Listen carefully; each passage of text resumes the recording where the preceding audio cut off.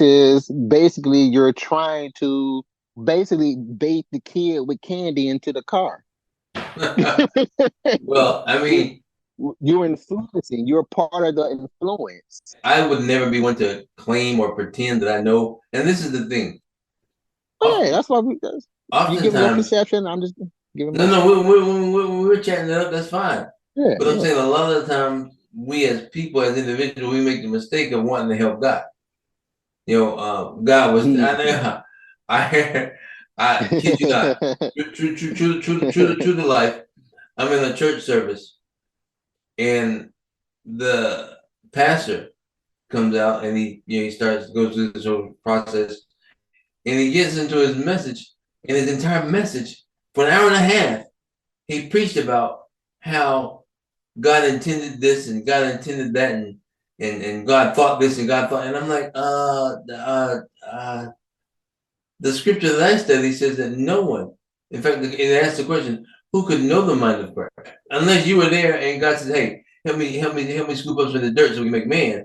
Unless you were there during all that, you don't know what God was thinking. You can think you know. You might from your discernment from the scriptures or whatever you read, you might think, well, yeah, Hmm. I know what God. No, but you don't. A lot of times, we think that we got this thing pinned down, and we realize that we're further off the mark than we thought we were.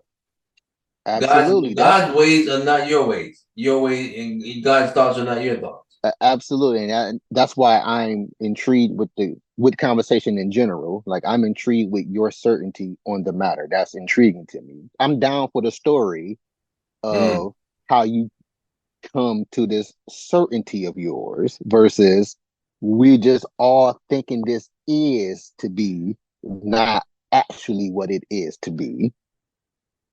You You know, know I'm what? just I'm gonna give you something. I had the experience that I had. 7 months flat on my back. The report that I've gotten, and I still got information coming in, running into doctors and people, but it's been 20 plus years now. hmm And during the time that I was in the hospital, my body was swollen. You understand the extent of the injury that I had.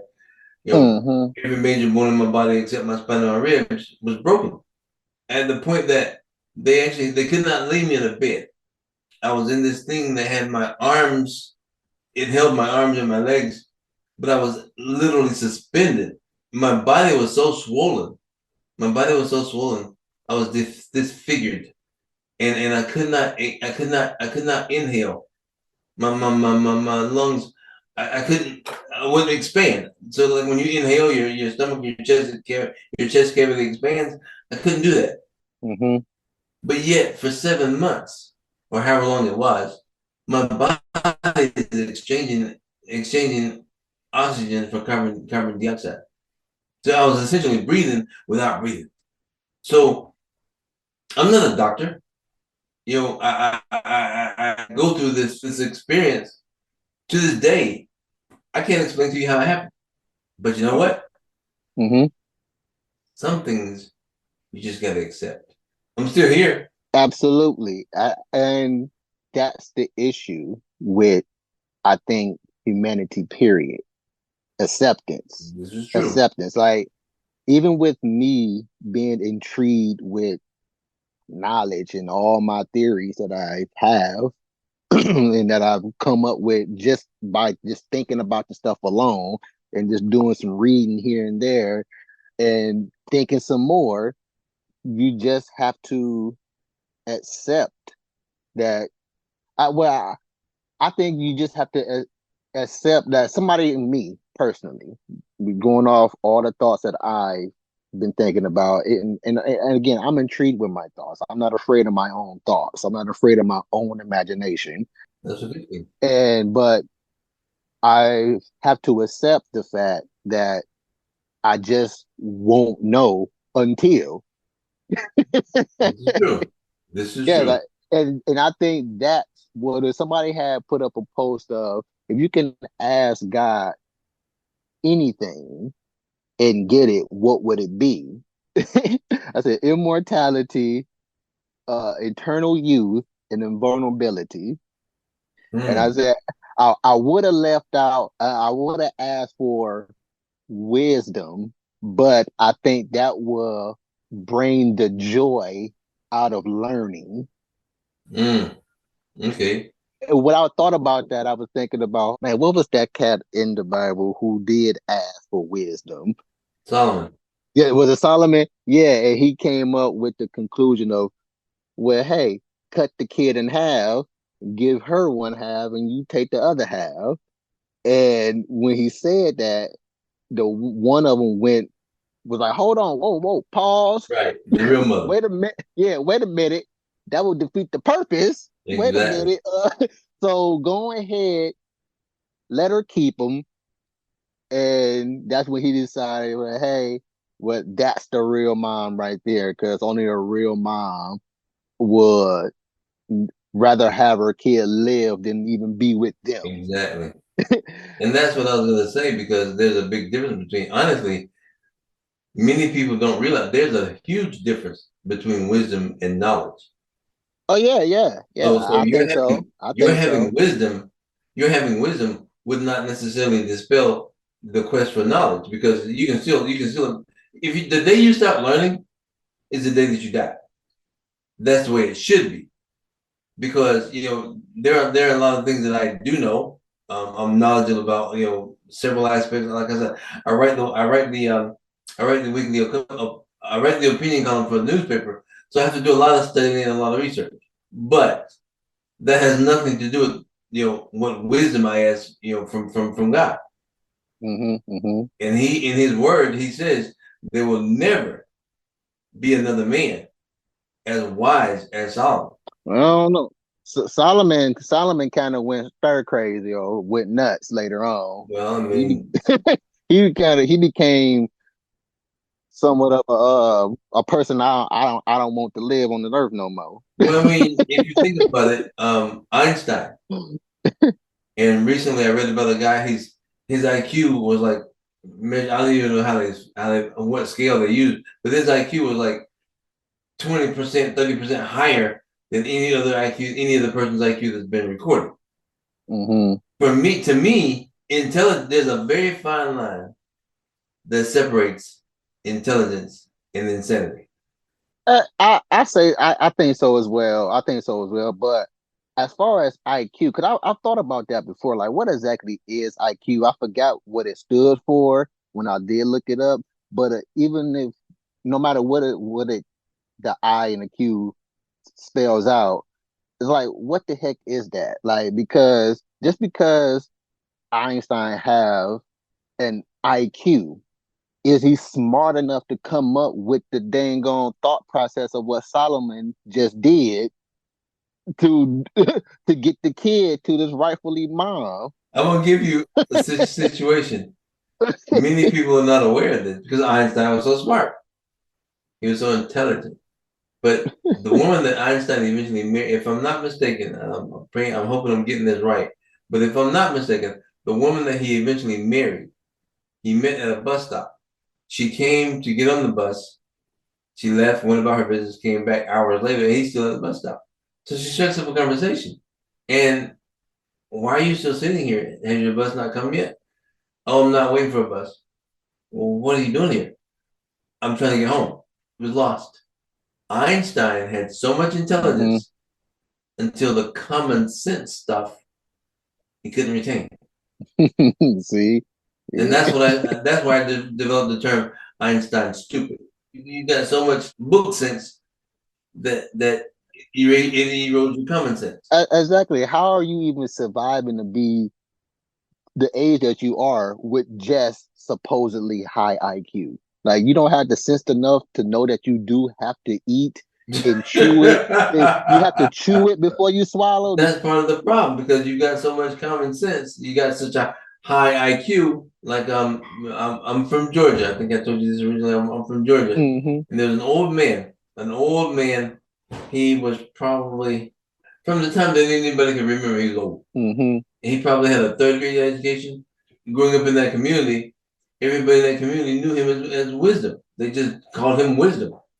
and but like he had a third grade education, but one of the wisest men that we ever met. See, intelligence has absolutely nothing to do with wisdom. Yeah, that's what I get from that. So I pray, and I do I because the word says if you desire anything of God, ask for it.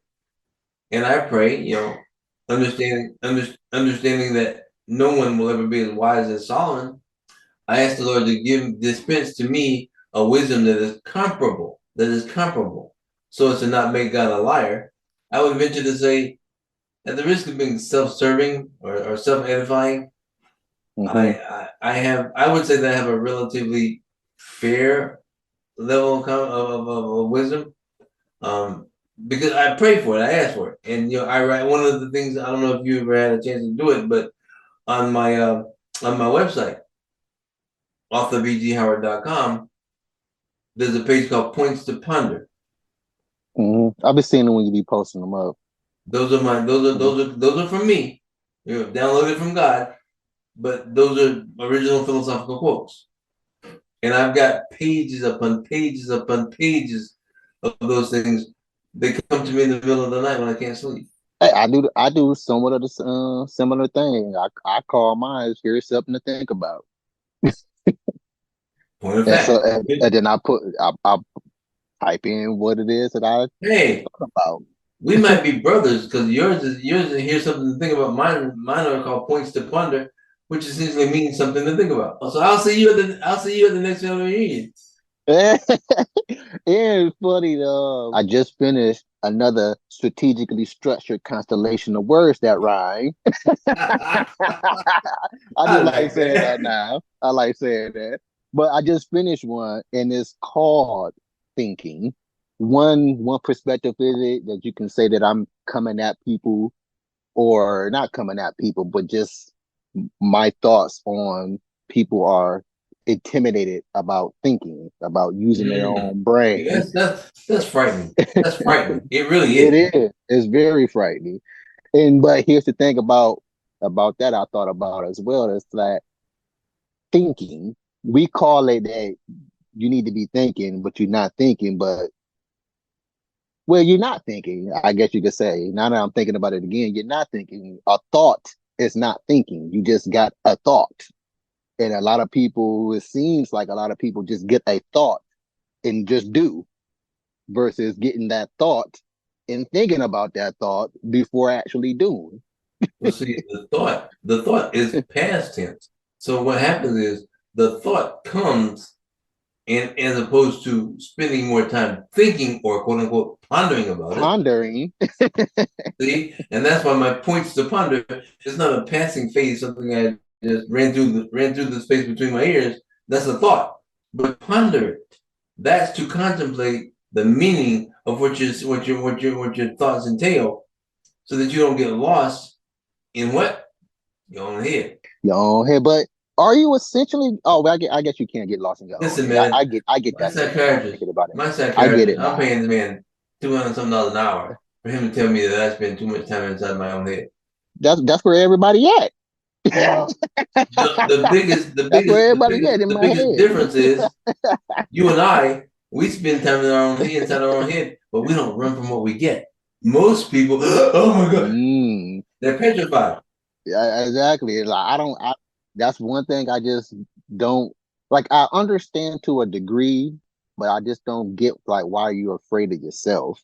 Because if you're afraid of yourself, then you know what to do to But say not be afraid of yourself. It's kind of like people who be trying to trick their brain into doing something that they think they're not doing. Like your brain has put that in your head to actually come up with the thought to trick you your you brain. you you you already know the answer to that question before you ask it. You just didn't realize it. The point is, as you've stated before, we, for the most part, are too afraid to face what we're thinking. Our thought, the what, the truth. That's what it comes down to. We run from the truth. I think people think that whatever they think about, they identify as because we fear other people's imagination about us for some reason. Why am I concerned about what you think about me and my thoughts? because they had no significant bearing on any important aspect of my life.